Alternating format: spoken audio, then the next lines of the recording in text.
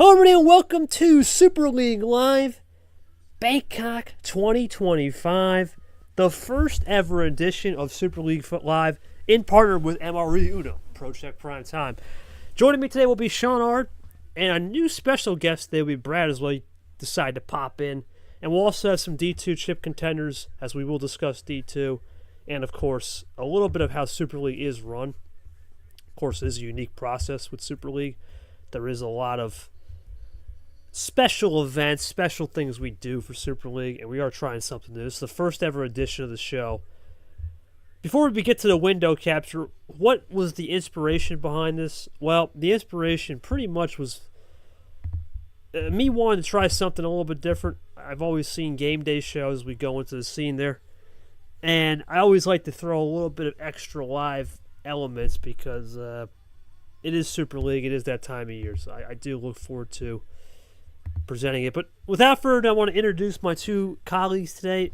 Obviously, the main man's been with me since the start of this Project Ard, and Brad. We'll start it off with Ard. Ard, obviously a new era at this new show. Your thoughts on how we can be comprehensive in the coverage and deliver more to the fans as we have a live audience. As Red joins us as well. Well, this is sort of something that you did say is brand new, totally new here.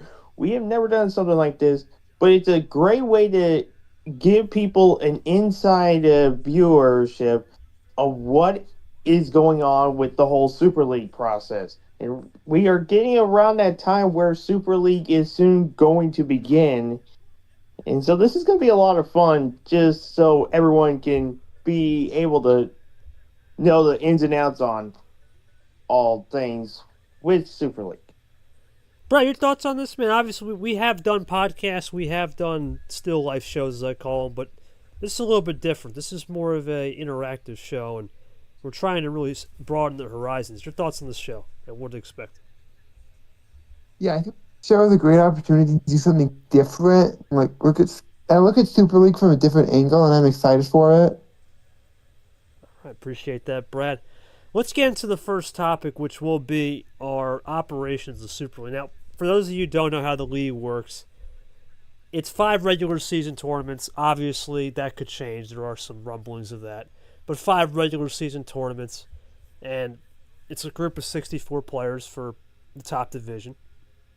And we go through the year, then we go through criteria, debates, all that fun stuff after T5, and we get into Super League. Now, Super League is a 16-person field. Now, last year we had 15-person with a D2 chip. There's no D2 chip player coming in this year, mainly due to logistics. And then the first year was 2023, where there was no such thing as buys or anything. It was just 10 players, group stage, Final Four, and we ran it then. This year will be, of course, double buy on a single buy return. It's the same exact format, except there's a couple differences and nuances. And you're going to see here in the chat, I'll put it in the chat. One of the biggest things you will see different with this Super League format is you do have a little bit more of leeway in the double buy stage. There is a little bit more, or excuse me, in this group stage. There is best of 8s now. We did have best of 6s last year. That is a little bit of a different change. I can't find it. That's okay. I'll send it to Arden. Or if you want to post it, give me 1 second, buddy. Should have prepared that one. That's okay. But I want to show the viewers what the Super League format is for the fans at home. But it will be best of 8s for your said group stage. And once we run through that said group stage of best of 8s, then we start getting into the nitty-gritty of it. Top 3 will advance from Group A and B. Then we get down to 12. Only in this league that we have a round of 12. Only this time this year we have a round of 12, which will be 5-12, 6-11, 7-10, 8-9, right? The classic. Almost CFP style. And there you go. There you go, Art. Thank you. And that will be a best of 9. Now, I want to thank Brad. He wanted to amp it up for the Super League, and it was a good job. He did a good job there. Then it'll be best of 11s on the quarterfinals and semis, which is known as the Final Fours, and then a best of 13 2-power play for the finale. Major format. But what's different about this Super League compared to the past? Well, there's a couple things off the bat. Number one, probably the most obvious, 16 D1 players, right? That's an obvious one. Number two, which is more importantly than just the field size, is the media coverage. The media coverage we saw last year was not good. It was a disaster for obvious reasons, one way or another. We're not going to discuss more about that. But it was not good, and we are trying to enhance the media. Other questions regarding the Super League can go as far as what is a debate, what is the criteria to get it? Well, if you have in this case we have 4 tournaments. If you have a tournament win, you're automatically locked in. We'll see where you get placed. You'll be placed anywhere from 1 to 16. There's no such thing as, Super League tournament or 2 tournament winners are automatically locked into the Super League double bye. It's not true, and you'll see why. And also, with the 16 people, there's 12 at-large bids this year, and the committee will go over some of the criteria, and some of the criteria goes as follows. Wins, so if you have as in just regular wins, right? Game wins, series wins, whatever you want to call it. Then you got ship belt, if you got a tournament win, that helps factor in. DQ category, which is DQ win or loss. Of course, some people have both. We have an error, Ard? It's just with the graphics here, it shows that about 2024. I'm not the one that made the graphics, so don't blame me here. Oh, I apologize. Yeah, that should be 2025. That's okay. That was a graphic I believe G made. We can correct that for the reveal show on Monday. No worries there. But back to what we're saying. So we go through the classic, the rounds, the group stage, right? You get top 3 move forward, and criteria. What the hell? I lost train of track there. Thank you. Criteria. So we go DQ. You got your regular wins, your chip belts. Then it's all about consistency versus peak runs. So if you've been more consistent player, you'll get a point there. If you're more peak run, you get a point there. And when we compare people, if you have a 2-0 in that category, sometimes you get a point. It's 1-1, you split it. It's a 0. Then you have what else do we have? Resume, strength and schedule. Those are my favorite out of all. I love resume, strength and schedule. Those are fun. You track the strength and schedule throughout the year. You track the resume, and you see who's got the best resume, strength and schedule through it. Then there's some other smaller criteria, head to head, that matters for sure when it's close and wins or you're comparing someone, if there is one. And then there's debates, which is something minor, but it does add up down towards the end of the year. And you have other things, small categories, like I said, just as tiebreakers too, in terms of top 25 wins. Maybe sometimes people use series wins. But once you get your field of 16, you split them up into 2 groups, Group A and B, and Group A will go as follows. So if you're the top group, and we'll name the groups, but the top group would be 7. So whoever's ranked 7th will go Group A, and then top group B will be the 8th ranked player. And 7, 10, 11 will join Group A, whereas 8 will be joined by 9 and said 12. Then the last 2 groups will be 14, 15 Group A, 13, 16. And of course, you want to avoid the bottom 4 to get to the round 12. Best of 8s and group stage is unique. It's the only time of the year where there is no such thing as, you have to have a winner. No, you can have a tie. You can go 4-4 and you can have a tie and split a point. It's the only time of the year we see that. It's like Christmas. It's supposed to come once a year. Instead, you get it for 5 weeks. And once the 5 weeks are up, every player picks a bye. So let's say, for example, me, Brad, and Ard were in a group. Brad had the first bye in Group A. I had the second Group B bye. Brad picked week 3. I picked week 1. That's when we say, okay, Brad's in week 3. I'm in week 1. We go to the next person. Remember, groups are isolated. So if you're in 9th position in Group B and you pick week 5, then you're stuck with that, right? You get 4 weeks of playing and 1 bye. That's how it works. Now, there are going to be some things where people will say, what's the optimal bye week? What's the optimal time to take a break in general? Really, there's no right answer except week 5. I think through history, nobody has advanced out of the group stage other than maybe Ghost, I think. He was the only one. He barely got through in week 5. Week 5 is just tough because you're just sitting there and you're basically living on a prayer. Well, let's just call it that way. The hope that you got enough points. Every other bye week, I'm going to be honest, 2 through 4 is probably the safe bet. If you want to go week 1, Personally, I don't mind it. I did it in 2020. I was the host, but I'm the host, right? And I could use a break. If you're not the host, week 1 is good if you feel like you want to study more film, get used to it, maybe watch some games. But 2 to 4 is probably the safe bet. Week 1 is definitely safer than week 5, but it's not the most optimal if you don't feel comfortable with extra rest. After that, like I said, round 12, then we go to the Elite 8, Final 4 finale. And of course, the winner gets crowned 2025 Super League World Champion of D1. Now, Ard, your thoughts on the format, man? Obviously, this is the first year of the 16-man era with full 16 D1 players. We had a slight twist last year, 15 of them, and of course, we had one D2 champ. But your thoughts on just the twist and the new format this year? Well, a major twist that you can also think about in the group stage, we go from playing a best of 6 in the group stage to a best of 8. That could make things at least a little bit more interesting when you think about point differentials with that group stage, because that's another key factor in there. But after that, basically in the bracket side, not that big of a difference here. You basically kind of go for the order here on that, and if you're able to see it, you kind of understand the whole factors in with everything.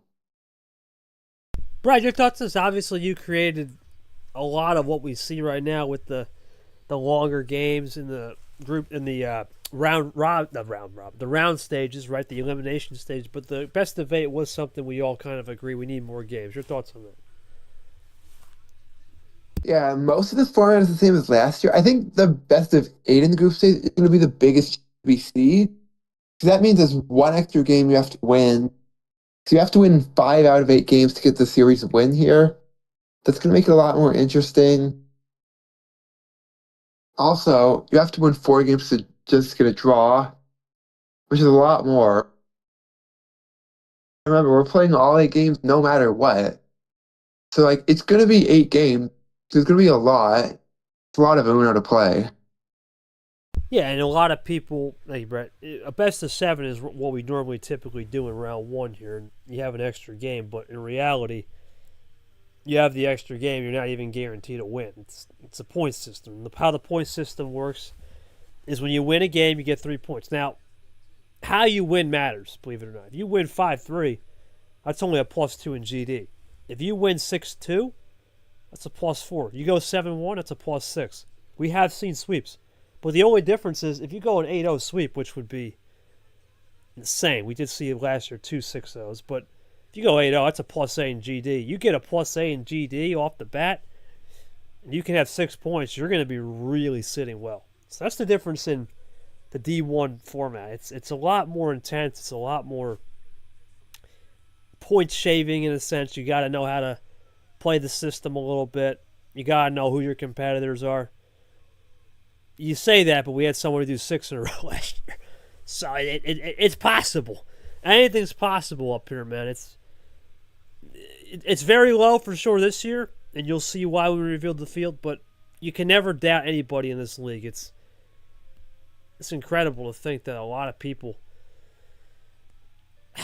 can play this group stage and have to almost adapt, because the biggest thing, Brad, is there's no power play. All year, every single time, you got 1 power play, 2 power play, maybe 3 if you're lucky, if you made it to that March or T5 finale. And there's no power play anymore. There's a reason why Jesse Turner loved this format last year. Explains why he has the league record of 10 points. That is the league record, by the way. The most points you can get in a group stage is 16. That's 12, excuse me, is 12. I believe the most you could get would be 32 of GD, I believe, if you sweep everybody, which we've never seen. But 12, we almost had JT go 12. He was the closest. We had 10 last year.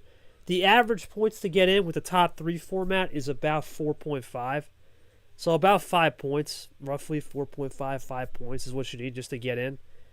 But it depends on which group. We have seen people get in with 6. So I'll go to Art. Art, obviously, you've never played Super League format. You may, but you've only witnessed it. Unfortunately, you didn't make it this year. So that's not a spoiler. But your thoughts on just taking it from afar, because it is a different aspect from no power play to power play, how you try to draw up runs. Thoughts on that? Well, yeah, because that's a different kind of concept here. You go in from everything that you learn from the regular season, and you basically get thrown into a situation where you have no power play, so you can't make some crazy run and have to worry about a defensive power play, but you can't make it. You can't use a power play to help you start a run as well. So it's a very tricky process for both sides of the playing field here. You are basically gonna have to just try to wing it out here and hope that you get something that sticks. Brad, your thoughts on no power play? Sure. That's definitely a different aspect of the game that we don't see ever, and people have to adapt to that. Yeah, it can definitely change the way you play because you're never ever gonna have to worry about your opponent being in the range of a power play. We'd probably let them play a little more because you know they're not going to be able to power play. They're going to have to actually get to the end with that one. Yeah, and the runs, right? We always talk about, oh my God, 7-bag run. Well, sometimes that could be that 7-bag run as a power play assist. You know, I've seen people do 8-bag runs, but those were power play assisted runs. Right, so you got to think with no power play, at any point the run could drop, but you don't have to worry about. I know people will still do it, but you don't have to worry about messing up a 4-bag chain. You don't have to do that. Now, of course, it's nice, but you can go one at a time. There's no power play. There's no defensive power play coming from behind. There's no attack coming from behind. But what makes this interesting, Brad, as someone has played this format, now I played the best of 6 version. The 2 extra games, a lot of people are going to think, well, it's just 2 extra games, but it's the endurance battle. And what we wanted to create something where the endurance matters, because typically in the playoffs or any type of playoff format, most sports, you're tired. You're at the end of the season. You know what I'm saying? You're not fresh when we get to the last months of the season. But when we get to the end of the season, you're tired. Now, the difference here is it's Uno, right? It's already a mental game. And you throw in every little ounce of what you want on the table, it's a thrilling format. It gives a lot of, I think, variety to the league, but it also gives a lot of variety to the package that's being dealt. And I think when the game is a best of 8 and you have to win 5, but knowing there's situations throughout where you got to build points and accumulate points, it's a complete mindset. Now I'm going to go to Art. Obviously, we did this in Grimland. We did this format in Grimland, your event. What were some, obviously we had a runaway thing where it's a little different. We had some stats that came into the equation and a bunch of other stuff that allowed Lamas and myself to cook up 16 and 12 points respectively. But your thoughts on just this format from actually seeing it as a host now, because the week 3, 4, 5 is intense. Week 1 and 2, you kind of figure it out, and then week 3 through 5, you go for it. Thoughts on that? Well, that's where really you're going to expect the people to try to make those sorts of runs.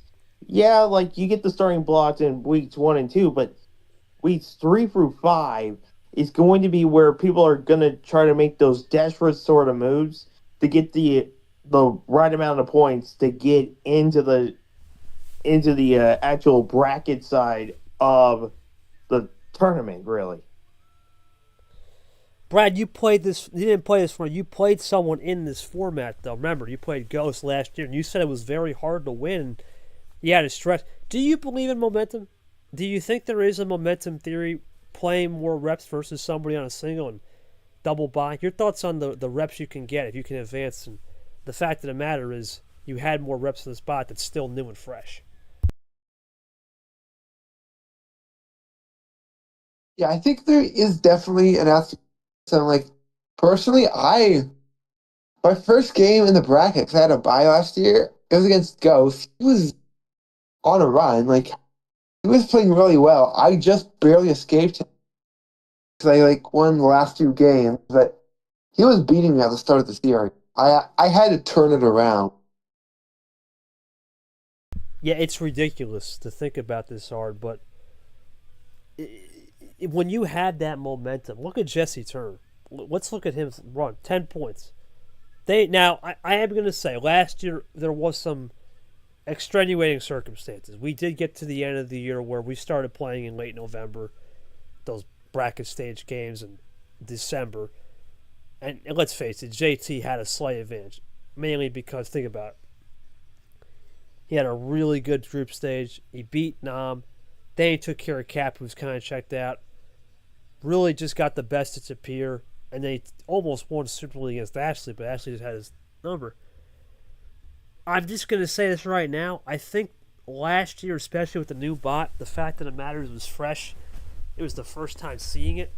Those guys had an advantage because they were getting the first taste. And if you advanced, and we all watch racing here, or any type of it, it reminded me of a drying track.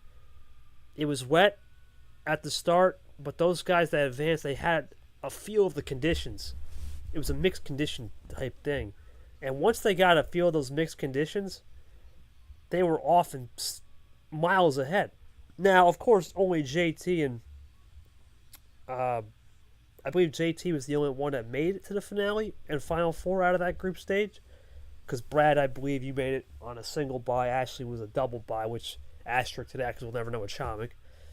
And then it was Tapir on a single. So there is definitely merit to both sides of the story, the sides of the coin. But I think last year with the bot being so fresh and open, it allowed the guys then in the group stage to really get a feel for what the conditions were, and they just took off like a rocket. This year, on the other hand, we're going to see, because now it's best of 8, and the guys on the rest, they're going to have to watch this and play out. And the cool thing about this is you go from no power play, you got to go back to power play, you got to go to a longer series because the typical first elimination game is best of 7. Now it's a best of 9 in the round 12, and then if you get to that semis and quarters, it's best of 11s. So it is a little more amped up this year compared to last year, which I do think is a better change, and we couldn't even make more changes to that. We'll see. But regardless, I like where we're headed. I like where we're at. I think this is really a good format for now. Now, another question with operations, people, we did say last year, would this be the last cycle of this format? Without revealing too much, there's going to be a change. There will be a change. Next year, we'll have a change for sure. We like to keep a Super League cycle every 2 to 3 years. That's the goal. Now, am I going to say it's going to be a wholesale change to where, oh my God, we're going to double elimination? No, probably not that. We love the group stage. That's going to be protected. It's a fun stage. It's different. You have options to protect points, and you have to play the percentages, which is what as a player, that's what you should be doing anyway throughout the year. Know who you beat, know who you got to. But that's the key with Super League, man. It's always going to be a very moving target on format, but we do want to have a cycle where we keep consistency for sure. So now we'll go into the other parts of Super League, which will be the media, and then we'll talk about how we got to the field. And the media side, it's simple. We're going to interview everybody. So basically, we interviewed our 4 tournaments. That series is over. The tournament winner series is done. 5 through 16, what will happen is if they want to get interviewed, so let's say, I don't know, for example, Ard, he's not in. He wants to get interviewed, we'll put an interview up for him. We just have to find a time. Now, with that being said, we have a month on this. You look at the calendar, we're starting it on the 12th of September, a week from Friday here. A week from today, excuse me. And we're going to be running this till October 19th. That's if we max out everything. But in Super League, with the media days and whatnot, we are going to max out everything. Oh, Brad, Echo, you're good. Brad, Echo, buddy. Yeah, you're good. We are going to max out most media days. We are going to max out most playing days.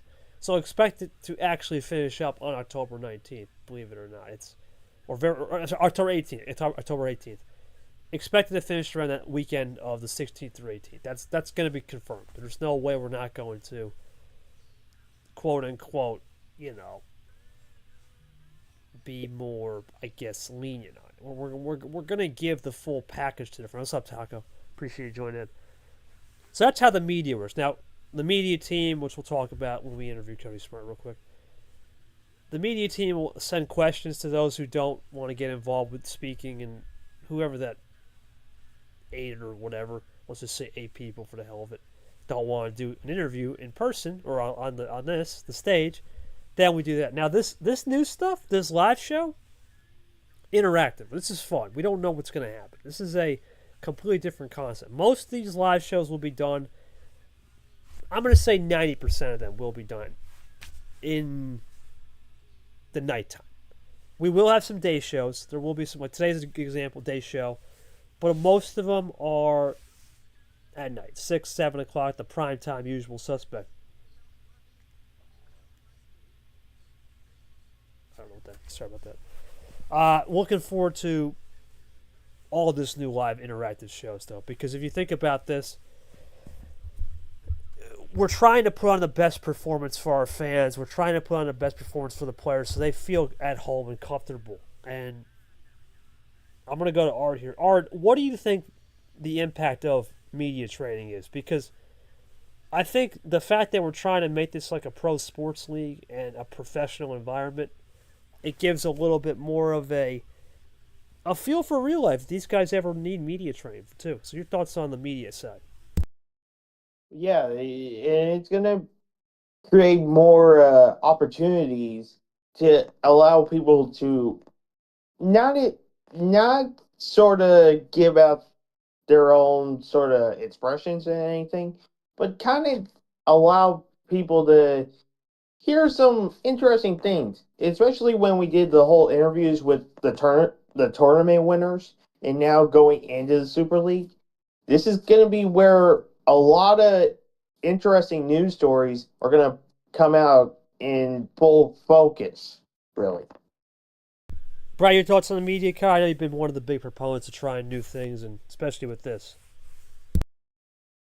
Yeah, it's cool to see that we're doing something different and like we're really getting the players involved this time. We really didn't do that last year. Yeah, no, well, like I said, we really didn't do that last year, mainly because we just ran out of time. There was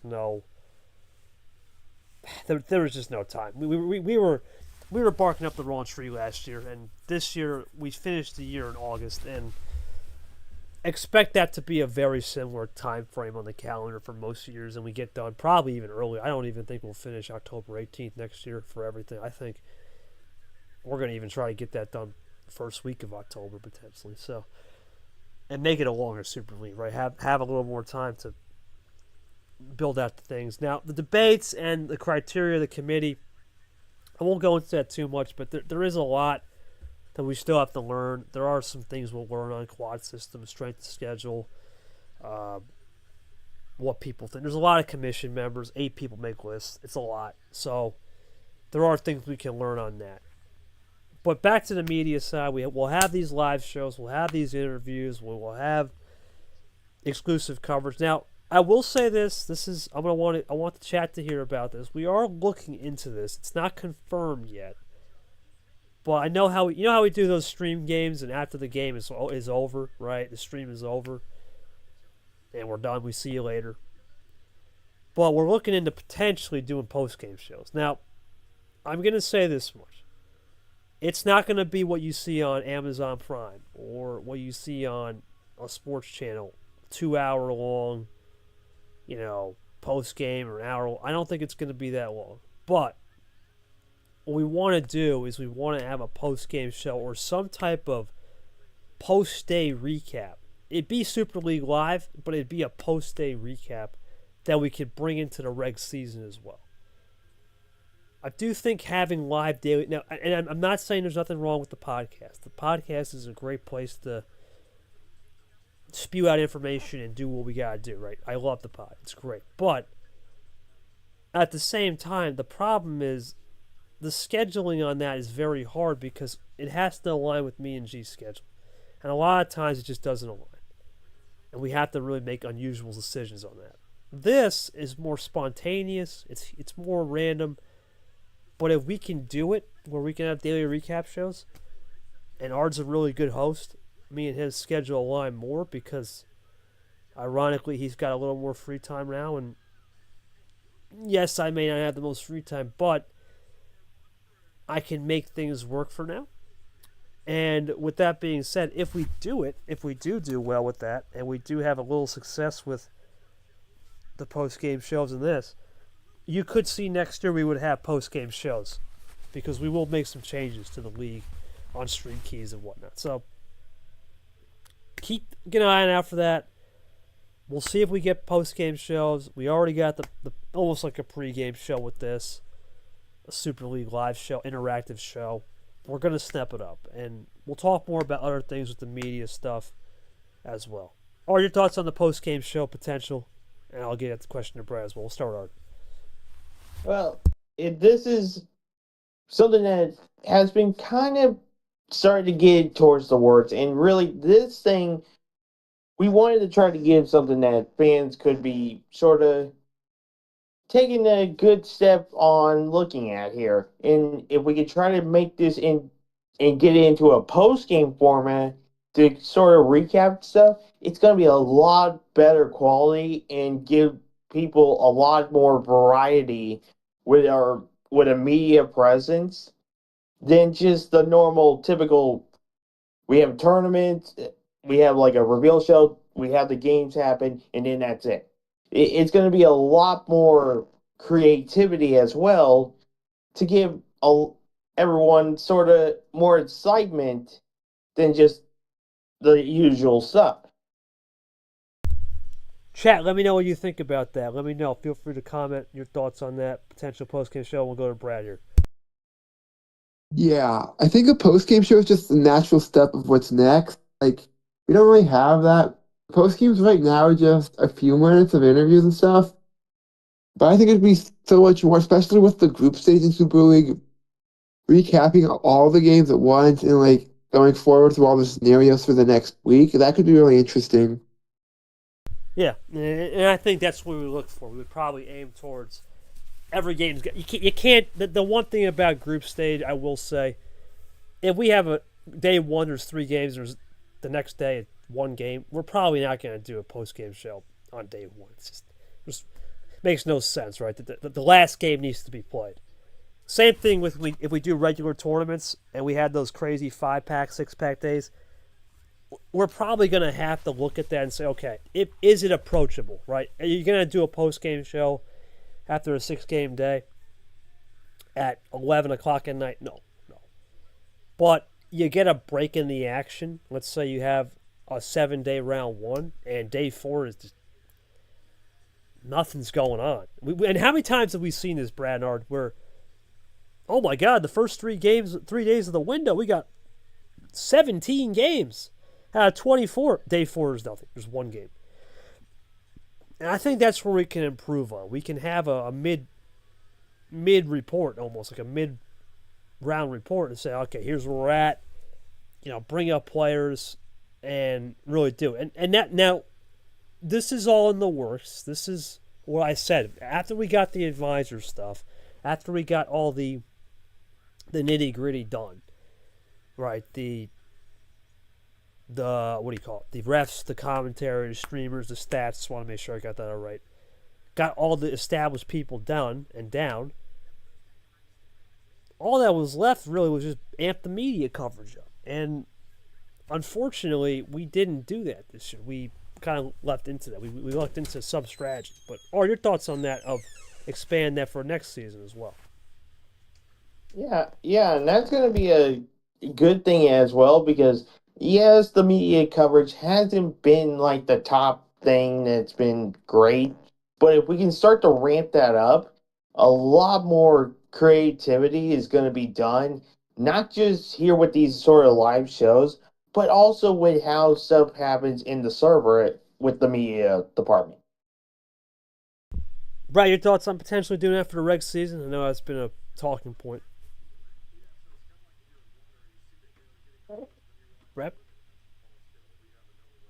Oh yeah, sorry. You could definitely do more in the regular season too. Like, we just have the podcast stuff, but that's not kind of like a different thing.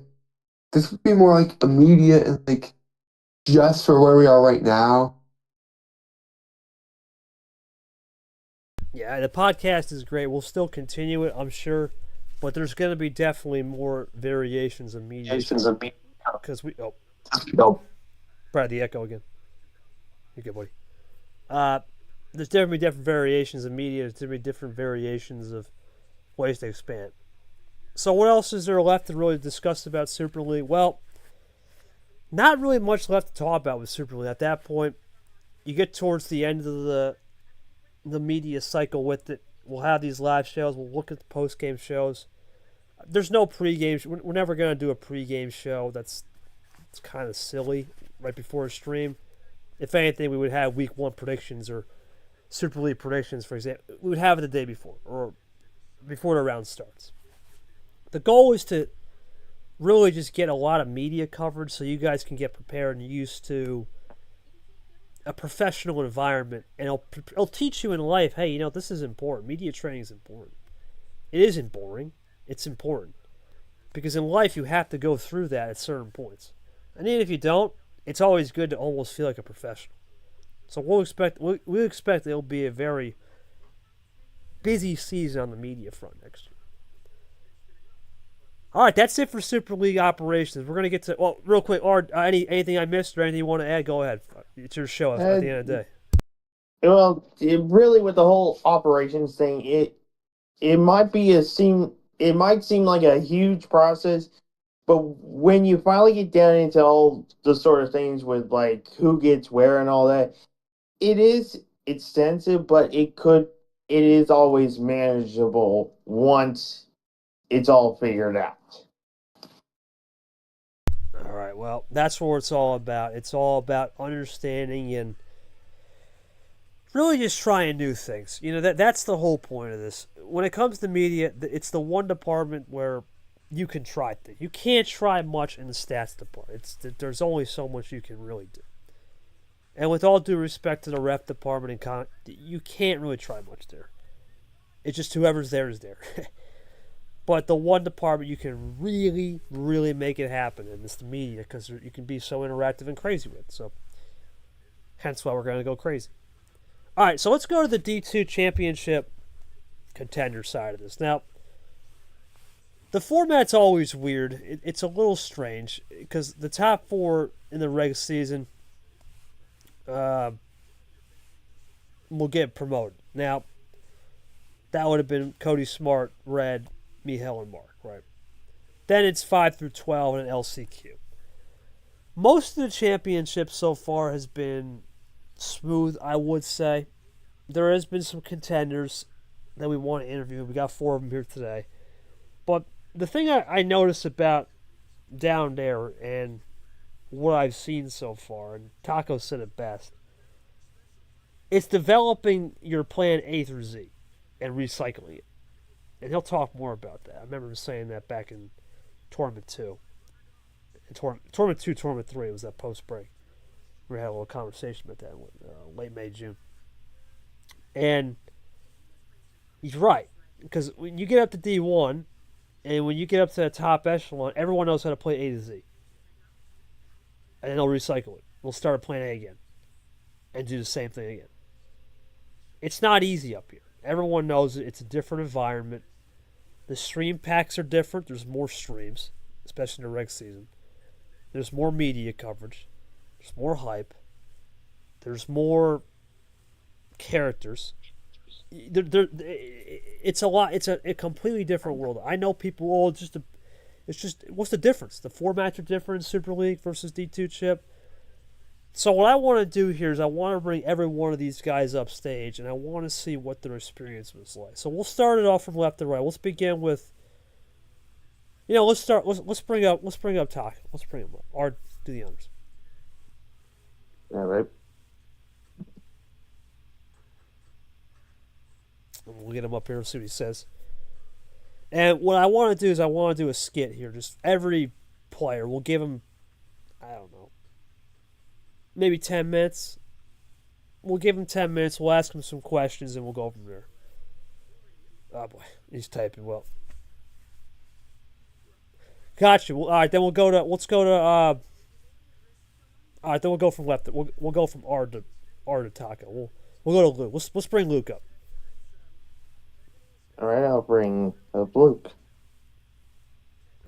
You can remove that hand, Ard, from Taco.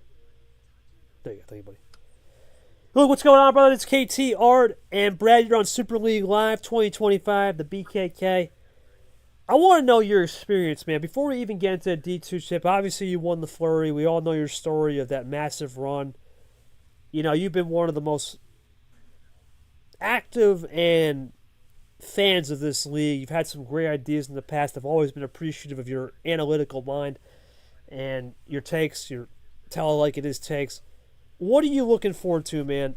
The rest of this D2 chip. I know you suffered a first round L there, but you're going to look to bounce back in the second round. What are you looking forward to with the rest of this D2 chip? And talk to me about your season, your time down there, where you hopefully will make the transition up to here. Go ahead, buddy. Floor's yours. Yeah, I mean, my season's been all over the place. I mean, started off on a strong foot, win T1 as I did, and then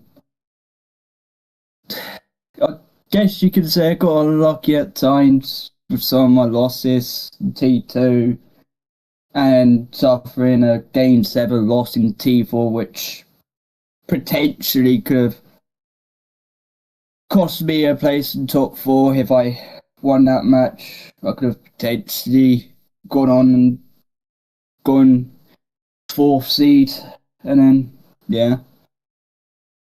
That loss against you, same story as T2, really. Didn't really have much, and when I did have much, I got beaten to the punch, really. And yeah. As for what I expect for the rest of the ship going forward, we're reaching the series now in the winners bracket. We're gonna see those who really stand out to those who lost in the first 2 rounds. Of course, the format's still best of 7, 1 power play in the series, so it'd be interesting to see how that changes, knowing you're 1 game away from potentially reaching the final and being, 2 games away? 3 games away? I've forgotten how the last few games going the ship works out, from potentially crowning yourself a D2 champion and sharing that spot in D1 and potentially getting a good seed going into T1 up in D1. And yeah. All right, I'll go over to Ard. I know he has something to ask you. Ard, go ahead, buddy. Yeah, Luke, I'm gonna ask. You're one of the most active people, as Casey said. So, what are you most impressed about the D1 crop of players and your ability with this bot as well? Yeah, it's interesting because you'd think across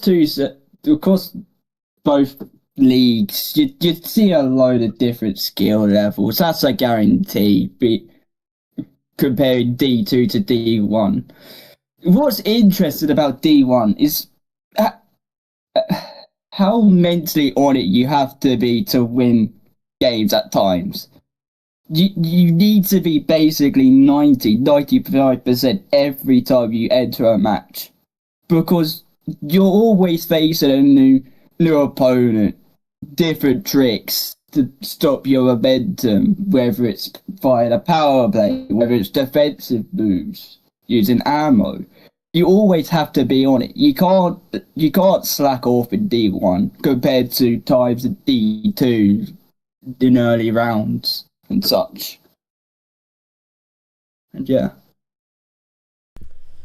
Yeah, it is a world of pain sometimes. It really is. You know, and Brad, we've all had to take those lumps. There are times where we've all suffered hard losses, and we're thinking, where did this come from? And sometimes it's not even the buy. It's just, man, this guy outplayed. You know, and it's part of the game, though. Everyone's so dang good at this game, and we have 29 people have medals up here, Luke. It's unreal. And 43, I believe, all players have 100 plus starts. It's it's ridiculous. Most of the field's coming back too, and what really impressed me about your win, as I said, was you beat some massive. I remember you taking care of business against Mark. Obviously, he made his only Final Four, I think, of the season this year, but for now, excuse me, but he had a great year, and you took care of business against, I believe it was it Aiden Smith or Taka, one of those two. It's been a while, but I remember I did a stream for you, and it's definitely interesting because the games I've done down there as a streamer and commentator, it's a unique environment because I almost have to tone down the stuff. I can't ask these 7,000 chess questions, right? 7D chess questions. I can't ask XYZ. But what's interesting about you is you're used to this. You see my streams. You see Seth Cole. You see DJ. You see whoever on a stream up here. And you're like, oh, these questions they're normal. They're actually good. I can answer that one. Your thoughts on just as a spectator too, has it helped you prepare mentally for these games, especially when we get into the postseason? Or do you think every game is just so different now with this bot and the generation of player? You have to be more of an adaptable, skillful player just as much as you have to be an adaptable observer. Yeah, I mean, well, I back in T1, I was constantly there watching streams, mentally taking notes, whilst also having to do my side of the business back in D2. You're always going to learn something new watching matches. That's a guarantee.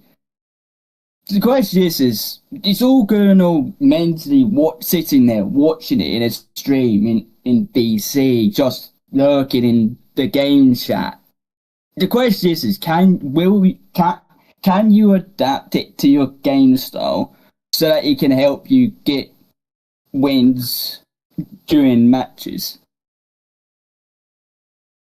Welcome, Jay Caesar. Appreciate it. We're just interviewing some folks here, man. Just got Luke.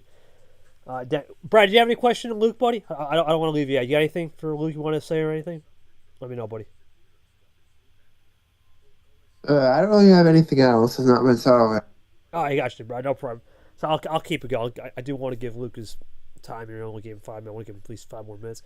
Now, Luke, out of all the people you play in D2, is there any particular threat you're looking at here? Because you look at the field. There's the Mihels of the world. There's Cody Smarts. There's Jay Money's, Wrigley's. You're obviously going against your fellow friend here in the old chat against Red. What are you looking forward to playing Red, and what is your thoughts on playing him?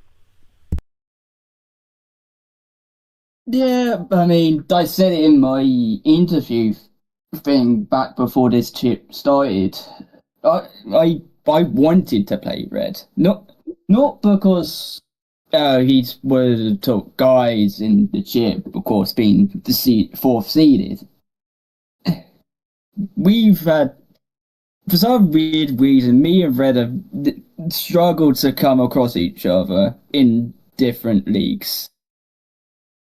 And yeah, playing him after losses we took, it'd be an interesting one, that's for sure. Because we both were up against it with the bot. We can both agree to that. Only one of us can progress through. He's got, I'll be honest, little to lose. He's already guaranteed promotion being the fourth seed. I need to win to basically keep my hopes of getting promotion alive without hoping for retirement to occur, which, looking back at last year, you still got 2 from last year's D2 chip down in D2. If I lose to Red, I don't think I'll get promotion, I'll be completely honest. Yeah, we all know last year's story with really 2 people, right? Taz Leem just left the face of the earth, and we don't talk much about the Flame, but Alex, he caused that incident, which we'll just move right along because I think Caesar and I and many others don't want to talk about that. But Art, go ahead. Next question. You had another one, buddy. Yeah, Luke, which D1 player do you have your eye on if you get up here to play or just watch from a front row seat? Ooh. Well, you could say anybody being a D2 player. You're playing the best of the best at the end of the day. If you make it up here, you'd always be thankful for playing any of the top guys up here. You KT, your Favours, your captains of the world in D1. If I had to pick someone, no. I'd say someone like Nick. I played him before in practice cups and over in Grimland, and yeah. Nick would be interesting because it'd be the battle of the old T1 champions for sure. That'd be something to keep in mind. But Luke, any final words, man? Well, of course, we got other people here, but anything else you got going on? And what are you looking forward to? Any predictions you may see the rest of the D2 chip and enjoying the last couple days and maybe last month of hopefully being a D2 player coming up here? Feel free, buddy.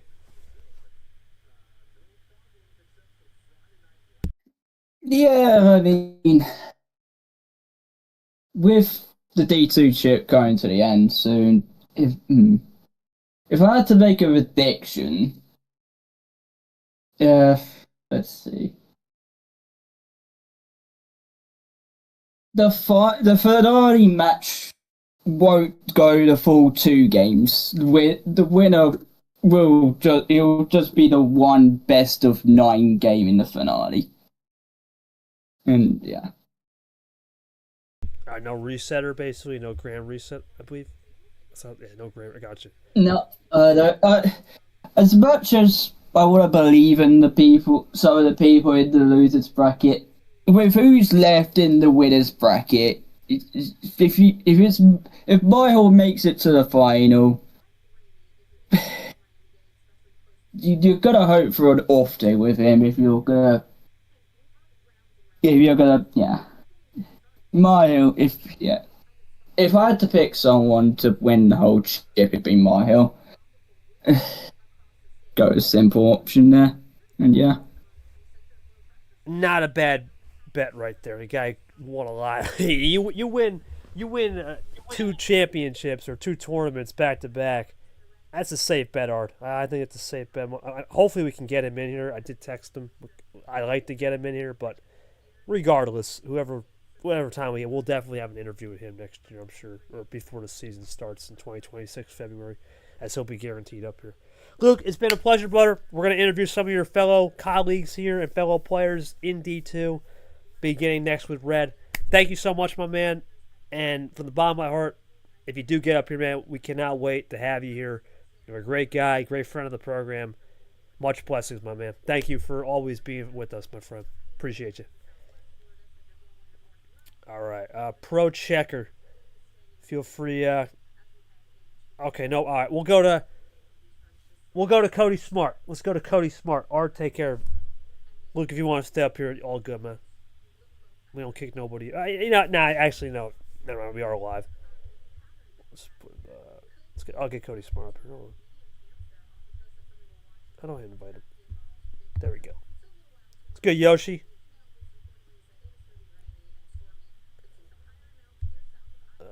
Let's see. I'll move back to the audience. There we go. Oh, that sucks, man. Yeah, you just got to hit the right limit on the rice always. White rice, there's always a trick with the rice. You got to put it's crazy. You stick your index finger or any finger, and you got to hit the thumbnail length. It's too much water to the rice. It's gonna make it soggy.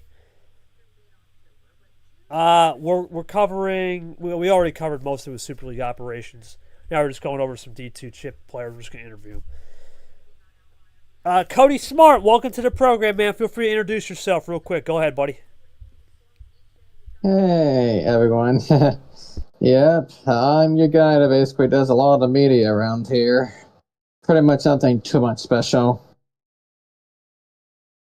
All right, I'm going to go to you, buddy. Obviously, you've had a hellacious time over the last 2 weeks.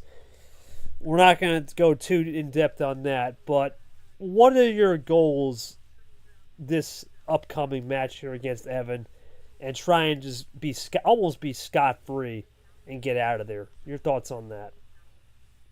Uh, I mean, I'm just gonna be honest and go right straight to the point. I mean, my main focus right now is not really in the postseason. I know, probably something that not many would probably relate to, but when you already have that promotion spot, I mean, what else are you going for besides just playing the game, I suppose? I mean, I don't want to make it entirely pointless, but I mean, look.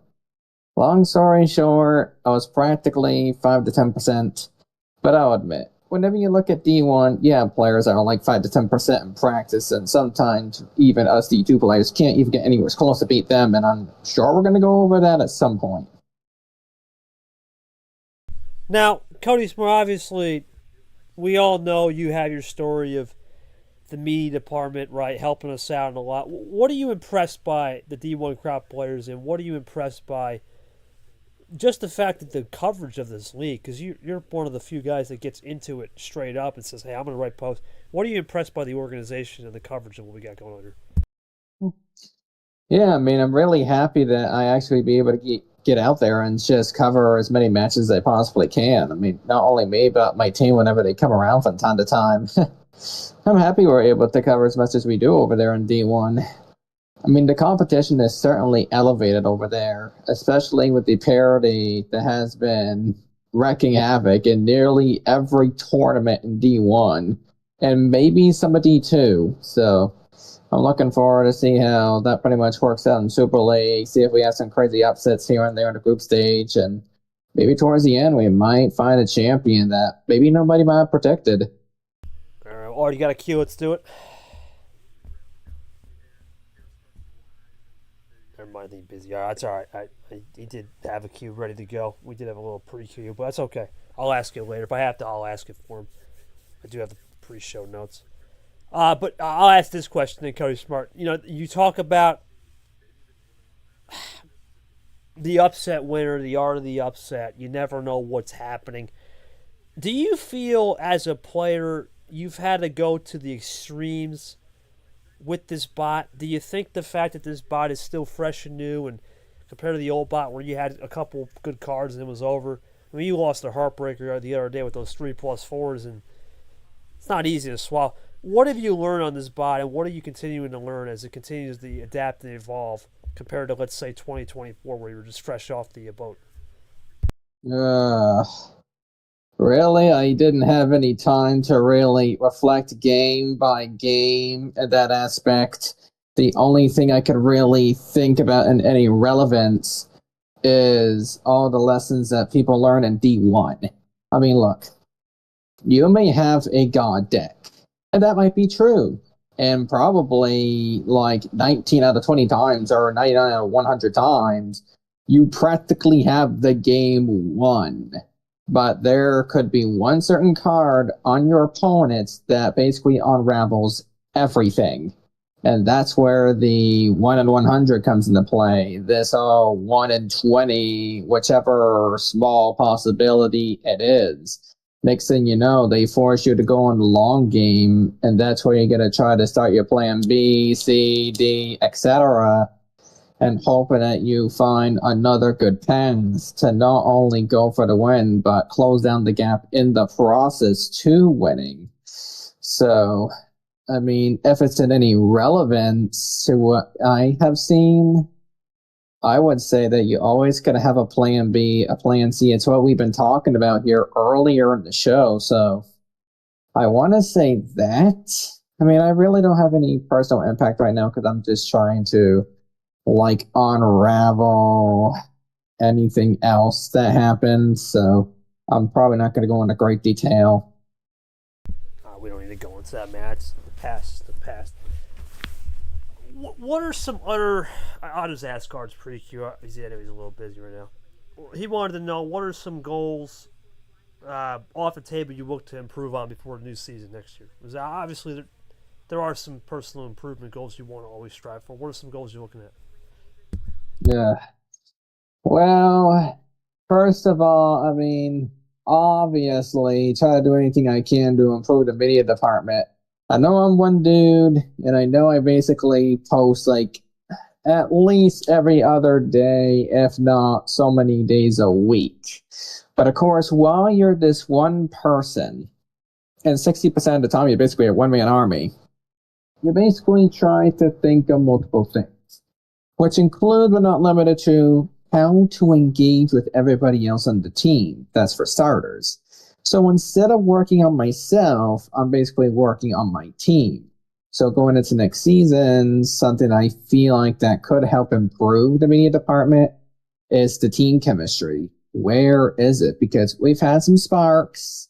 Unfortunately, we just couldn't find a consistent flame that basically kept us high on morale for the entire season. But, of course, the personal improvement, I am going to be honest, I have no idea how I'm going to access that immediately.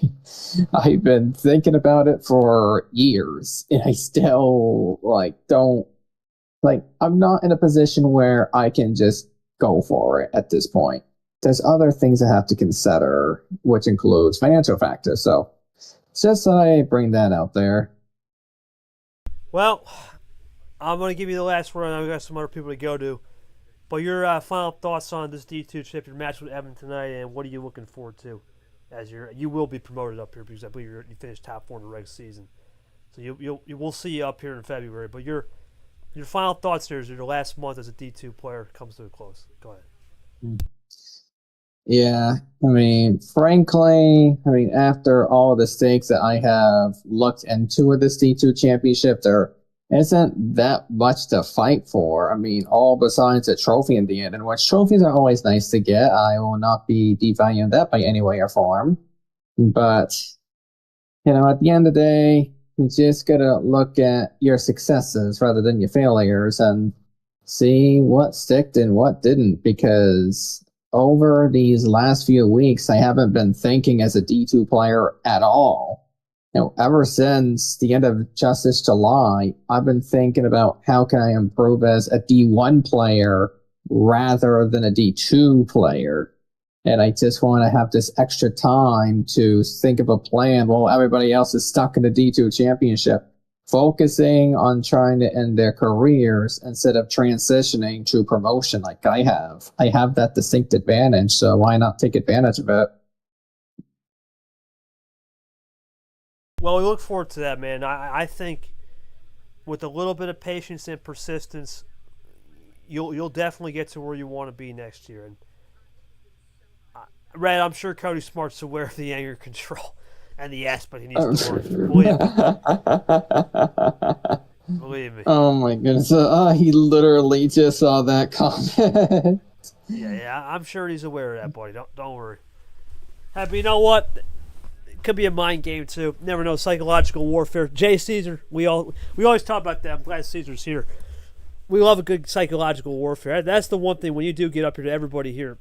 I always mention mentality and psychological warfare. It is the number one thing. When you're playing up here, you got to be psychologically built different. If you're not psychologically built different, you're getting toast. Just how it goes up here. You got to be on your game, as Luke said.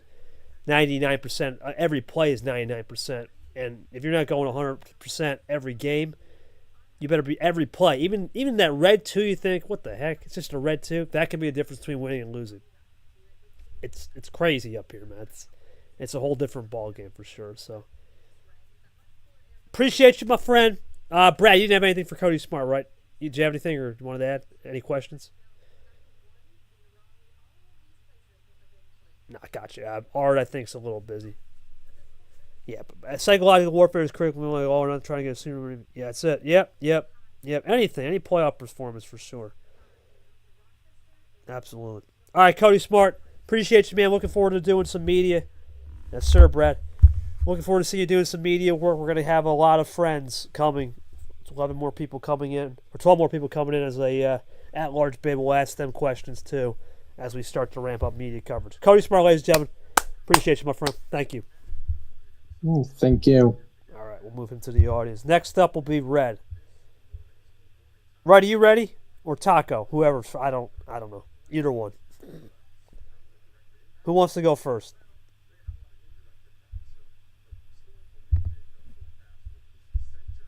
I'll just invite him to speak both. Hold on. We'll get Red and Taco up here. We'll see which one takes the bait. If not, we can get maybe Yoshi or Caesar. Let's see. Well, Jay, you want to come up? I mean, it's up. No, you probably just listening. Yeah, I'll see. I'll get Yoshi here just in case. If I do want to give you guys the chance, always. Let's Taco main. What? Oh no. Hold on a minute. That's no, not you, Yoshi. Ard just dropped. I knew it, Taco Melon. Oh, that's not good. Pro, what happened, buddy? Oh boy. Okay. Technical difficulties with our Discord has been a pain in the butt. We'll wait for either Red or Taco, whoever gets up here. I guess we'll bring Yoshi up here. We'll just bring someone up here in a second. But Brad, your thoughts on these players, man, who we've interviewed so far? I mean, a good mix. Yeah, you'll be the last one, unless Miguel gets here. Then he said he might get here. But your thoughts on the mix, Brad, of who we got? We got some contenders like Luke, Cody Smart. What's your thoughts so far? I mean, I don't follow D2 that well. I do watch some games that I've asked times. But it's going to be really interesting how these players react to playing in D1 when every game is tough. It's not just certain games. I know the D2 championship sort of like that. But in D1, every single tournament, every single game is tough. So that's going to be an adjustment for them. Yeah, there's no freebies up here. There's no frisbee freebies, as I like to call it. There's none of that. It's hardcore up here. And you look at the rookies this year, they've had a rough time. I know we've seen a couple break out, but nothing like what we saw in 24, where we had that monstrous rookie class where everybody was a rookie one tournament, other than myself and Tago.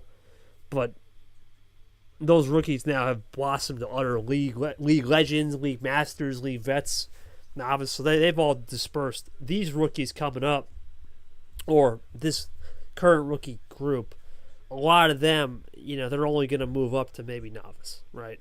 Maybe vet. So it definitely is a transition compared to what league legends were from the original rookie class. Yoshi, your thought, you follow D2 way more than, let's say, all of us. Your thoughts on some of these guys? Go ahead. I'll give you a chance to talk. I guess, yeah, in terms of the players in the championship. So, look, I think the championship is tough, right? Because you're fighting, either you're not fighting for the championship and you're just kind of seeing, can you get another trophy? Or you're fighting for the championship and every loss is going to be heartbreaking. So you're really just battling for your life. And, maybe in Super League that it's kind of a similar thing. But the difference for D2 is that you want to be promoted. And, who wouldn't want to be promoted, right? You get to those players, and you can't really underestimate anyone that's there. Like, yeah, we have those LCQs. People in the LCQ, like Joao and Evan, but that doesn't mean that they're not gonna make it. We saw both players. I think Joao won his first match. Evan didn't, but he who knows, he could maybe beat Cyan in later tonight. It's possible. So, and this, it's kind of like in D2, like, yeah, maybe you can get like a round one where your opponent isn't that great, but now you're in this championship, you're kind of getting a taste of like what it's like to kind of be in a D1 setting where every player is just as good as you. I won't say a player is better than another, because it gets to a point where anyone can win with the right hands. So and the strategies are different. So sometimes players do better with certain hands and others do better than others. But it's just like that. That's just the beauty of Uno, right? I think with the double elimination, I think it becomes very interesting because you see how will players be able to bounce back from going down early, or is it going to be the people at the top continuing to um, make their way towards the championship? So there's a lot of possibilities with this tournament, and I mean, whoever doesn't get promoted, I will feel bad for them. But yeah, I mean, we only have so many spots to give, so it's just already been a very interesting tournament so far, and we're only just getting started. There you go, just checking Gio. He's texting me all good there, but yeah, absolutely, it's gonna be heartbreaking either way. Don't get promoted, but at the same time, it's a cruel world, man. Ask anyone up here. We've all had hard L's, but we've talked about this a lot. Yeah, you good, man. We'll get you up here in a second. We talked about this a lot. It's what growth is. You're not going to get any growth by winning everything. There's no growth in that. And if there is growth in that, God bless you. But you have to suffer a little bit to get to success. And I think everyone here knows that, which is good. It takes a little bit to suffer to get to the promised land. I'm going to go to Ard. Ard, your thoughts on Cody Smart and Luke? What's impressed you about that? Then we'll go to Taco here. Go ahead, buddy. The floor is yours. I know you had a little bit busy. For Luke, here's the thing. Luke has done very well.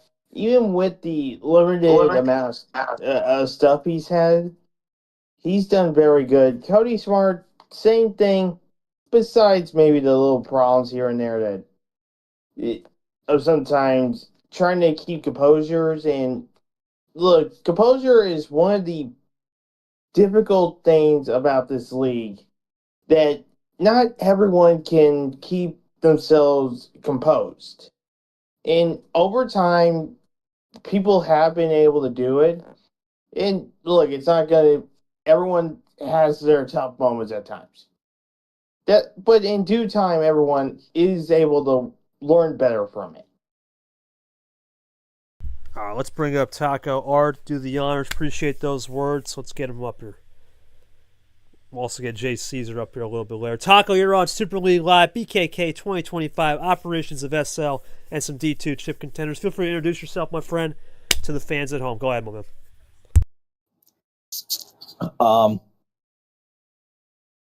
I don't really know what to say.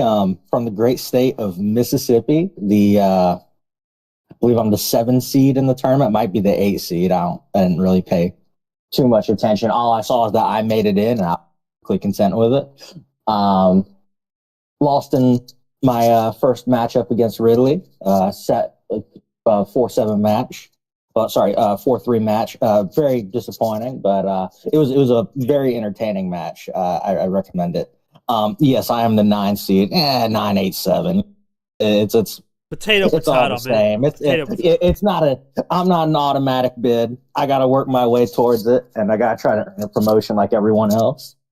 I play against Joao on Saturday, so that's going to be a fun one. I'm pretty sure that's we're both in a situation where loser realistically does not get promoted, so it's definitely high stakes, high reward between the two of us, and I'm just ready to continue working towards it, man.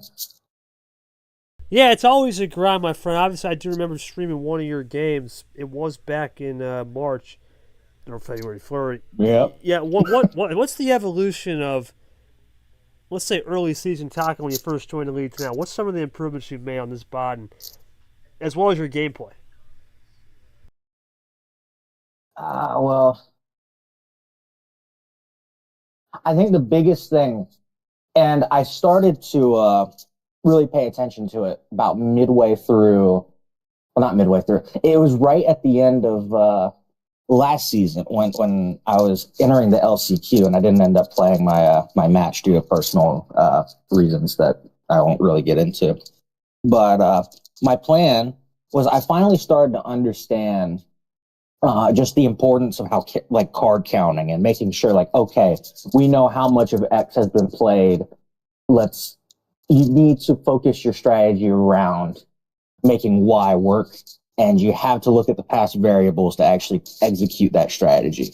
It turned less from just, okay, I have the ammo advantage, I should win this, to, well, even though I'm in probably a less fortunate circumstance than I'd like, let's not count ourselves out, Keep going. Let's keep fighting as hard as we can.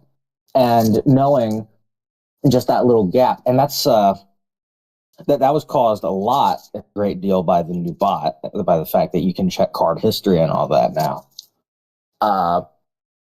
That was realistically entering this season. That was my biggest improvement. And that's mostly what I've been honing in on ever since, and perfecting a little bit of strategy on now. As a whole, since I played Luke in the first tournament of the season, that game, don't really want to talk about that one. Wasn't a great experience, but as a whole, it's mostly just it's just playing. It's knowing when to pivot from a strategy, because sometimes strategies that don't work as much as you may have I may have practiced a strategy and thought, okay, this is going to be perfect against X player.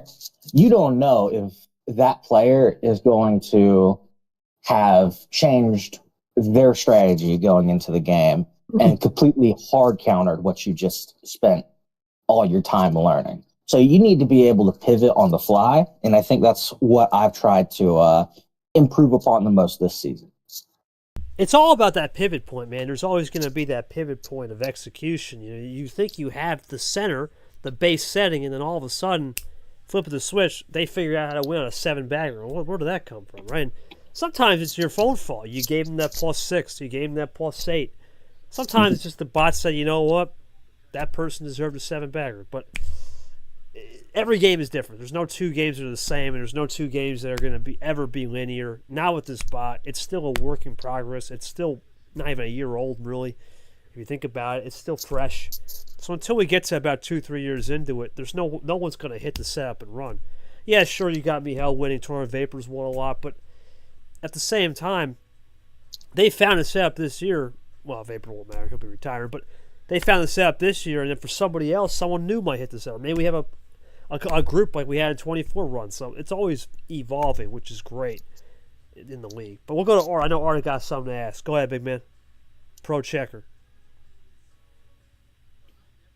Yeah, Taco, you mentioned a lot about card counting and ammo control.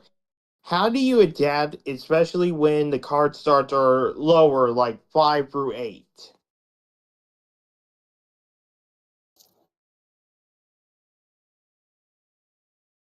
I mean, when we just get lower into the card count, it really is just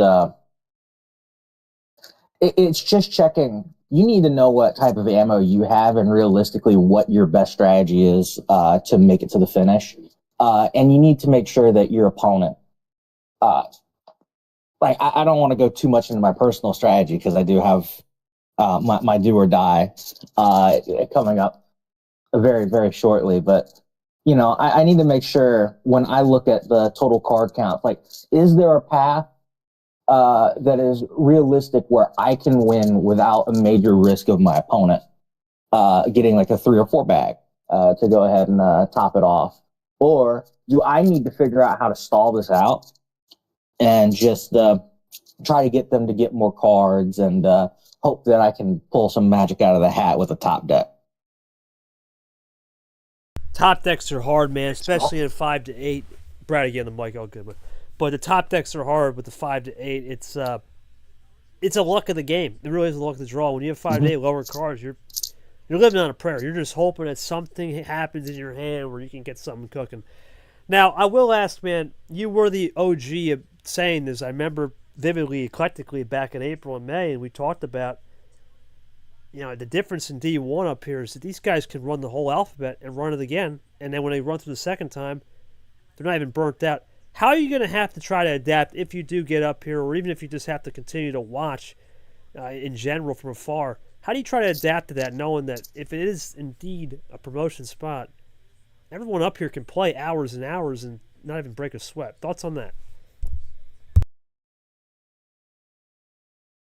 I mean, to get to that point, it's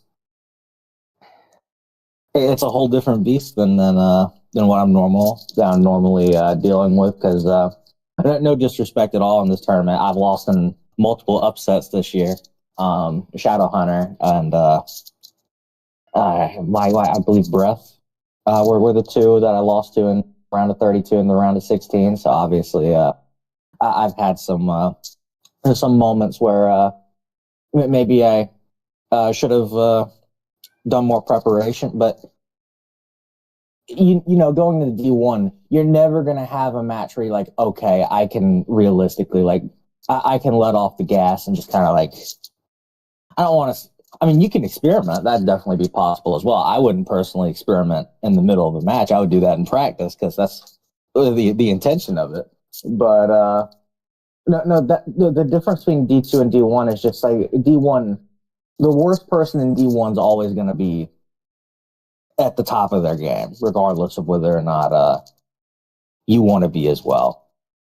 And they're going to know when to switch, or at least they're going to have a better understanding of when to switch their strategy and go to A to B to C to D if something doesn't work. And for someone like myself who perhaps haven't played too many people like that, like my biggest opponents up to this point are probably Luke, Red, and Ridley, who I think all understand that to a certain point. I think the biggest thing for us down here, perhaps all the people that are in the D2 championship, I don't necessarily think it's a lack of understanding when to switch anymore. I think everyone understands that sometimes you need to switch it up and change your strategy to adapt to your opponent. But I think the biggest thing for us, that now that we're all vying for that D1 bid, is just composure, as was mentioned earlier. I think a lot of us, and I think that's the biggest gap between perhaps some of the lower people in D1 and some of us in D2 that are fighting for that spot, is that we have to learn how to be composed against an opponent that knows all these strategies as well. So I would say that's definitely the biggest thing I have to go into and learn about going into my final, well, hopefully not final game, but potentially final game is just gaining a little bit more composure. Yeah, composure is key, and you'll play against Joao. Your thoughts on playing Joao, and any last words, man? What was, if this is your last month as a D2 player, we see you up here, what was the experience overall like down there? And feel free to send us home before we get to Red. Go ahead, buddy. Well, I played Joao once. I won. He was very adamant about card luck, as we all are when we lose. It's something everyone has to deal with sometimes, and he's an incredible player, and I hope that for his sake and mine as well, because I love the entertainment of it, I hope we have a very skill-based match, and perhaps the card luck doesn't favor one person too heavily, or if it does favor one person, I prefer for it to go a little bit my way. But regardless, I don't know. There's something about D2. I really enjoy D2. I know it's I don't know. I've talked to these people for a long time down here, and I'm not going to say family or like that, but I mean there is a good sense of community down in D2. I've spoken to a lot of the people down there, and I think that'll be a major difference from D1. Well, D2, if I do make it to D1, is just I'm going to learn who a lot of these people are again, and new faces, new community, and just trying to figure that out. Yeah, it's definitely a different world. You got married people up here. You got guys with kids. You got guys that work 80 hours a week. And then you got some of the 15-year-old kids, 15-year-old phenoms like Nam and Sting. It's Seth Cole. There's so many people up here. And then you got, I do notice about down there, it's more active. I will say the chats are more active, Ard. it's a lot more. They knew each other from UUL or other places. Up here, a lot of the players up here, KT only guys from years. These guys have known me for 7, 8 years, and a whole different breed of animal. They're more to the point, to the core. Let's stay with it, old school. But yeah, it'll be definitely a transition. But I think anyone can adapt. Taco, appreciate you, my man. Best of luck in as well. Yeah, go ahead. Any final word? What do you want to say? Thank you. Oh, I had. Is it okay if I do a shout out for one of the D2 players? He only got to play one tournament, so I just wanted to shout him out. Go ahead, shout out to Tim making it to the Elite Eight as a complete brand new rookie tournament one. Incredible experience. Congrats to him. I hope he comes back next season and we see more of that. Shout out to him. Yeah, he did have one comment with the guy. Good guy. We'll see what he can do come 2026 when that season rolls around. Taco, ladies and gentlemen, appreciate him. We'll get to our last guy. Red will come up next. Thank you, Taco, my man. Feel free to jump back in the audience. We'll go to Red now. Ard, do the honors. Invite him up. All right, we'll get to Red right here. We'll also have Jay Caesar. That fat, man. Ard, you got the red shades, man? You got the red shades? Gosh, dang. My God. You guys see it too, right? It's unreal. God, it's always... The red always pops out, let me tell you, on the screen here. But no, Red, welcome to Super League Live 2025, the operations and D2 ship players. You're on the program. Feel free to introduce yourself, my friend. Go ahead. Are you typing or? Oh, yeah, go ahead. I got you.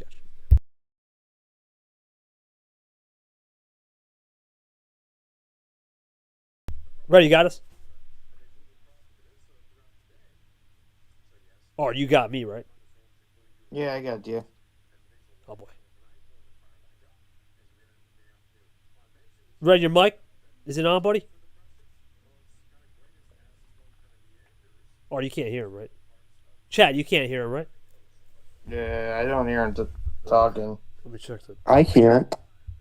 Are you there? Red. You're muted, Red. Red, you gotta pop the mic open, buddy. Oh boy. Yeah, I'm not getting anything on his end, Ard. I'm not hearing anything. Brad, nothing. Yoshi, anything? I got nothing. No, I don't hear anything. Red, your Discord acting up, man. Yeah. He definitely muted, but he's off. I can tell he's off the mute button because Brad's on the mute button. Yoshi. Oh, it's Discord, buddy. Your Discord. Come back, man. Just come back. This probably happened to Art earlier. Just move to the. Come on back. Just rejoin, man. Yeah, just come back. We'll get you on. All right, I'll try again. Right, you got us? Hello? Yeah, now we can hear you, buddy. All right, let me just check your mic. I'm going to turn you up. Go ahead, say something again, buddy. No worries. Hello, I'm here now speaking to you from France and being the number 4 seed of the D2 Championship. And here I am now. Yeah, Red, thank you for taking this time. Obviously, similar to Cody Smart, a lot of off-the-table distractions, right? You're trying to correct that. What has been the biggest lessons and growth you've learned throughout the season this year? Go ahead. The lesson that I've now learned this season, in terms of as a player, I think that out of all the D2 Championship players that are in here, in general, I'm the only person to have made it to the D2 Championship at large, and in the first season ever. Obviously, I think that those D2 players, the top 12, and they are all very experienced players, and every single one of them are capable of doing big things, and I'm sure that they're going to do well in D1 if they get promoted. Okay. No, appreciate that answer. And I know Art had something to ask, so we'll give it to my man Art. All right, Red, excluding the declarations of war from my event back in July. You have needed to be composed in your run. What are your expectations when you come up here in D1? The expectation, I don't. Apologies, maybe English not my first language, so the response may be a little bit slow. So let me think for a second. Could you repeat the question, please? I'll just go to that part. What are your expectations when you come up here in D1? Yeah, in D1, Yeah. in my opinion, it's not going to be an easy task when moving up to D1 and play in here. You have to know that in D2 the fields the field is already competitive. From what I've seen, there are a lot of potential players um that just missed out on a little bit of luck to make it to the playoffs. And in D1, moving up to D1 now, I think that is a very different experience from D2 as a whole. You got to meet new players. You got to get new experience coming up here. And like some of the players, some other people said, if you, in D1 you have to play every single game as if you have to give it all of the best that you can in D1, and there's really enough. If you don't, I guess. No, that's fair. I understand. I guess you got to adapt to the new culture, new environment. Now you had a go ahead, buddy. Yeah. You have anything to add, Red? Or you good there? My bad, man. I couldn't hear you. Okay. I didn't cut you off, right? Did you have something else to say? I'm sorry. No, not really. Oh, okay. You're good. Not really. Okay.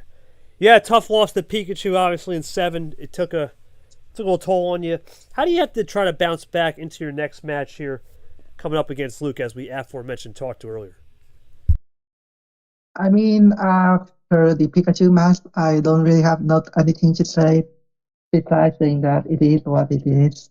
Really, it's the whole all 3 games happened and really had nothing to respond to Pikachu's moves and being unlucky in general. Yeah, really nothing in general. And for my match against Luke, I know that Luke is not having his best luck over the past few months from T2 and after winning the February Flurry. But I know that he's a top opponent, and I have to give it my best if I want to beat him and make it all the way to the D2 World Champion title. That's it, man. Sometimes you got to go out there, give your best, and give your best shot. Red, obviously, you've had a lot of ups and downs this year. Was there any particular moment in your D2 career where you can use that as a turning point? Because I know it's only your first season, but is there anything that's really given you a turning point, a pivot point to build on success as you did make a top 4 at the end of the regular season? In terms of as a player, I think that's really something that I need to work on is the endurance battle. Like sometimes when it comes to the matches, in longer matches, I'm not really a slow player at any kind, but in terms of matches, when it goes long, really the endurance battle is the key here to survive, and also like when to use switch the cards, when you need to time the right moment to play the power play and to play any cards, your cards, and sometimes that cost me the game. Like in the last match of Pikachu, I believe I lost because of a top deck moment. So also luck is another factor that I. But overall, as a player, I need to work on the mentality with and the endurance between longer game. I got You you. get it? Yeah, no, I got endurance battle, trying to find a little bit more when those games get long, that extra juice in the tank. Yeah, and also how and when to use the power play also, because I've never outside of the like we don't count Grimland. I've never played any game with more than a power play. So when it comes to that, I need to adapt to that as well on when to use the power play. Yeah. Yeah. Ard, you saying? Ard? I didn't say anything. You might pick. You get my headphones just went. You're good. We're good now. No, you're right. The power play is such a unique concept. Now, Red, did you? Now, what was your? Did you have? Did you make it far in Tournament 1 in D2? Did you make it far? I think we did, right? I did the Final Four in May and E8 in February. Okay. Yeah, that's right. You were going I through almost that. got to the best of 11. Almost. Just like 2 games. Okay. I got you. So you do have experience with deep runs. My last question, as I'll ask you, you're our last guy here, unless Mihail comes here in the next 15 minutes. What is your final? If this will be your last month as a D2 player, you're moving up to D1. We all know it. What is the memory you'll take away? Some of the memories you'll take away from this year, and you look forward to finishing out the last month strong. Go ahead, buddy. Yeah. D2 memories. Yeah, I really enjoy I really enjoy the conversation with people and the prediction, the conversation, and watching all of the players doing great things out there. And to be to be fair, I would like to stick around in D2 and maybe watch some of their games and how the field of 2026 go. And I wish all of them good luck in the next year. And for the D1 experience, when I move up there, yeah, definitely I will get to meet new people, got to know a lot of people and know how as a whole. So I think that will be a great opportunity to meet new person and improve. Oh, good. Appreciate you, Red. Thank you for taking time, my friend. We look forward to seeing you against Luke and finishing out your last month here in the D2 Championship strong. Take care, my friend. Thank you for making time on your busy schedule as well. I know it's late out there. No, it's really not that late. It's like 9 p.m. right now. And today's Friday, so really in my class, I don't have any class on the weekend. So all right. Ard, it's late for KT. You know when we get past that 9, that's one thing you'll learn, Red. I don't stream games past 10. Everyone knows that. That's getting late for the boss. We get like you're not going to stream me at after 10 because no. Yeah, no. None of the match will go past 6. No. Yeah. My brain turns off at 10 o'clock, buddy. It's like a magnet. I'm magnetized to the bed. I'm not. You won't see me up past 10 unless, at least for stream. Sometimes I'll stay up past 10 on a regular phone call for whatever, but that's it. I'm not going to. Like, how do you think that I can really stay up awake at 4 a.m. at night? I think. Oh my God. It will be 4 a.m. in France. No, never. Man, party. Ard, we got a party animal next year, buddy. Party animal right here, Red. Oh boy. Oh boy. Can't wait for the party you got. Yeah, that's one thing I do know. A lot of the guys down there do play late games. Yeah, you'll put me in the coffin if we go past 11 o'clock. Ask Caesar or Yoshi. Here we go, KT, 11 o'clock.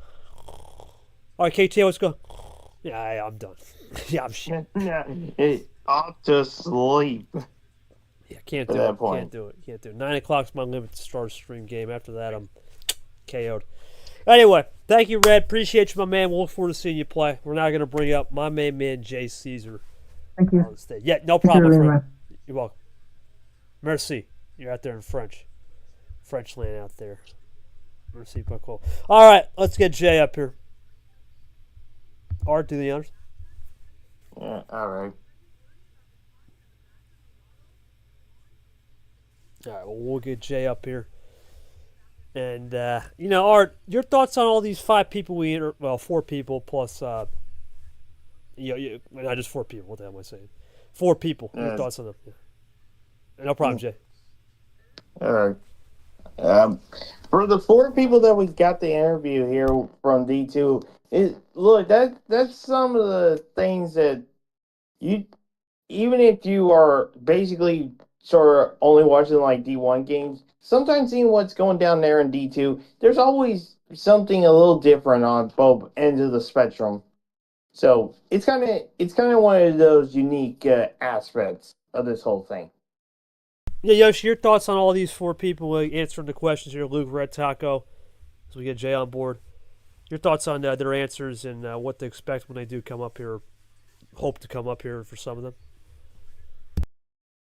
Yeah, I think all those players, they got something to prove, whether in D1 or just to get out of D2, or if they don't end up making it out, just to prove that next year I'm gonna make sure I make it this time. So there's always a next year if it all doesn't work out. I think these players have mentalities that they're gonna do their best, and trying to keep composure on and off the table.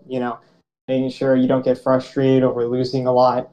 And even after the game, just be like, I gotta respect the win where it is, even if it wasn't the most fair. I sometimes just gotta take it and be like, okay, well, that's just next time I'll get it. It's a whole learning curve. Like I feel like in this league you learn a lot, not just about the game and how to get better, but also like who you are as a person and how you can improve. And I feel like that could definitely be something that people will look into when they see maybe you don't take the loss as well as you want to.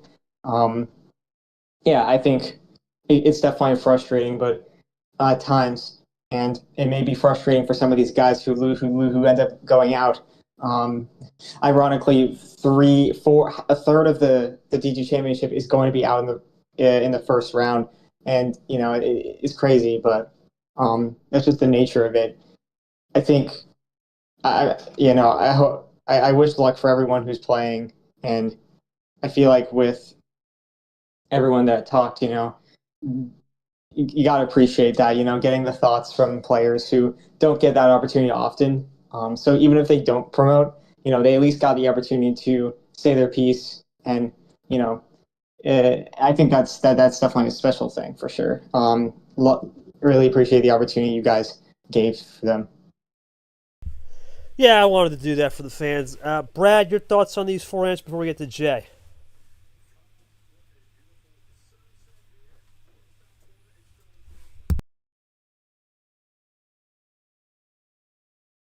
Wait, what's the question again? The group of answers these guys put on. Just your thoughts on those 4 players we interviewed. Go ahead. Final thoughts on that. Yeah, it's like interesting to see how the D2 players see it. 'Cause, like, from what I see, it's always different, and you always want to learn from different people. It's good to know. It is a learning curve, and at the end of the day, it's not easy, Art. It's always going to be a juxtaposition and a cultural shift, and it's always going to be experience gap.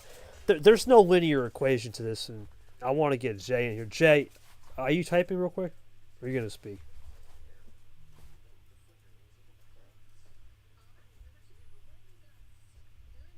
Hold on a minute. To be frank, I would be better typing out the end and talking live. Still trying to improve. No, you're fine. No, well, honest to God, man. No worries. Well, honest to God, Red, it's I will say it's commendable because at the end of the day, you're not a native speaker, right? And you're learning a second or third language, right? I'm assuming Vietnamese and then French and now English, right? You're trying to learn a lot of different things and learn languages. It's not an easy task, right? So I can understand that, right?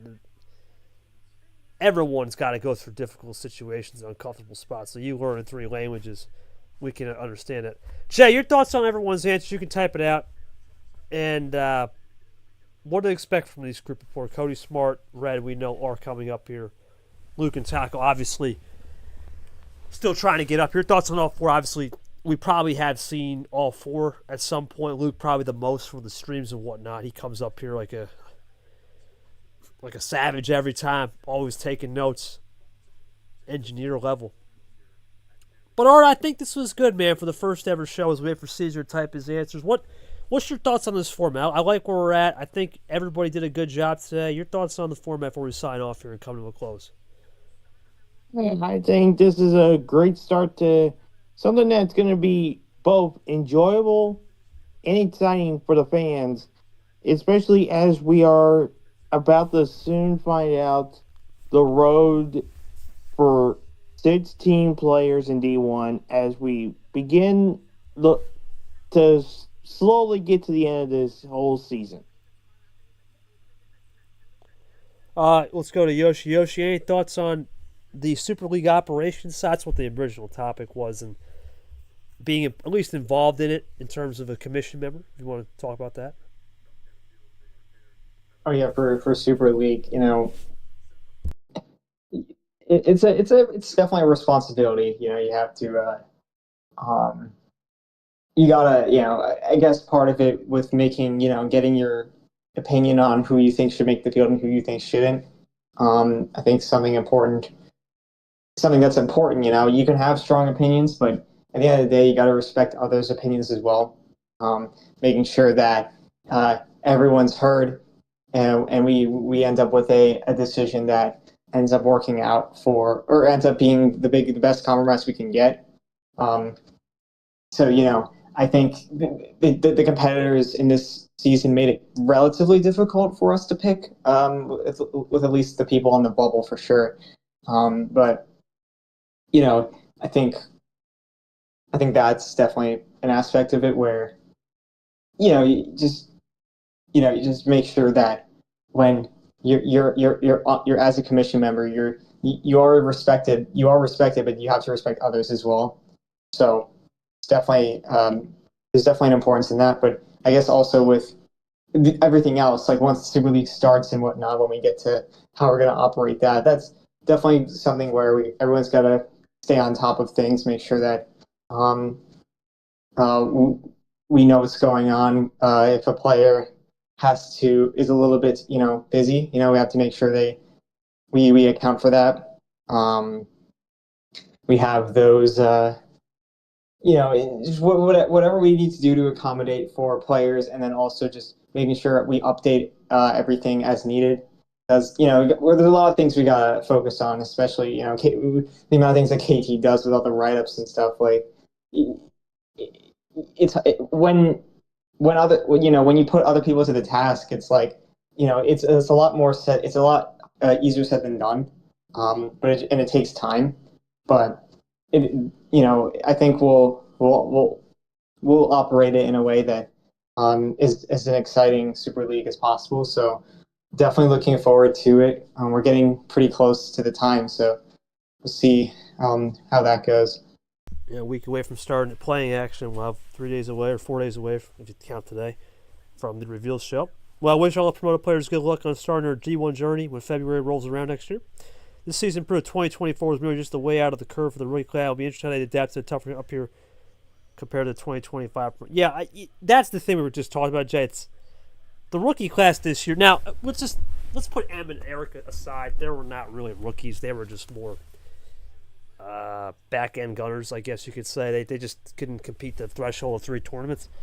If you put those guys aside, it was not an easy year for them. They barely made a dent into the impact, I would say. I know Background and Gone were the 2 people to have made Final Fours and finales, but other than that, it was out to lunch for most of them. The next best rookie, if I had to guess, I believe, was Cocky and Goldie, I believe. So it was not easy. Now, the disadvantage they had was there's no bot testing. They had no new bot testing.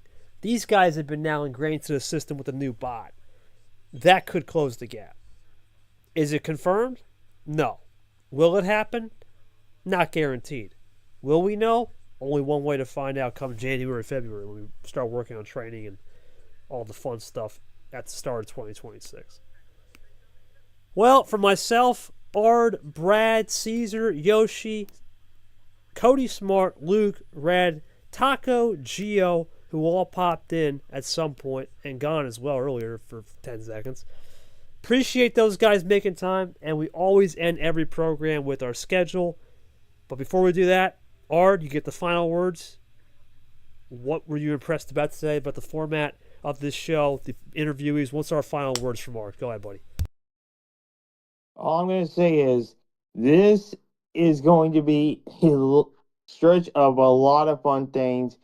And with how this format for the show is, it's meant maybe some tweets here and there, but this show has a good structure, and it's going to be a fun way to start closing out the year. All right, thank you, my man, Pro Check Ard. Well, let's get to that schedule. Tomorrow, we are off. We are off tomorrow and Sunday and pretty much Monday for most of the day until 6 o'clock Monday night, prime time, Super League 2025. The reveal show, the final reveal show. Who's going to make it? Who's going to miss? Can't wait for that. Then, Tuesday night now, we did have a change in the time. It'll be Tuesday at 7 o'clock. It'll be the preview of 2025 Super League, breaking down the field, who the contenders, who's going to make an impact, who's on buys, who's on double buys. Looking forward to that. We'll have a cast of characters, I'm sure, with that show. I'm sure Caesar and other people will be here. Brad, we're going to try to get Yoshi. I'm sure we'll try to get a cast of characters for that one. And then Wednesday, the doubleheader. We'll start it off with a recap of the 2025 season.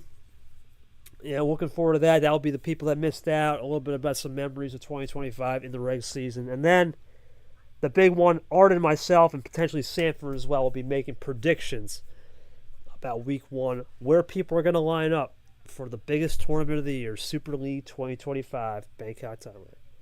For all of us here at MRU Uno and YouTube, thank you for listening to Super League Live 2025. All rights reserved to MRU Uno. Do not have an outro. We will get that tomorrow. Hopefully we're not short. But regardless, thank you guys for listening. Thank you guys for coming out. We will see you tomorrow. Or excuse me, we'll see you Monday.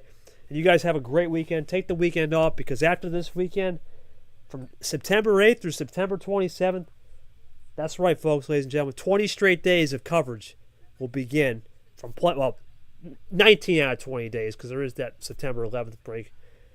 But that's always for 9/11. 19 out of 20 days of coverage will be there. Looking forward to that. Have a great night, everybody. Thank you to the D2 Championship Contenders for getting interviewed as well. Check their action tomorrow. Have a good night.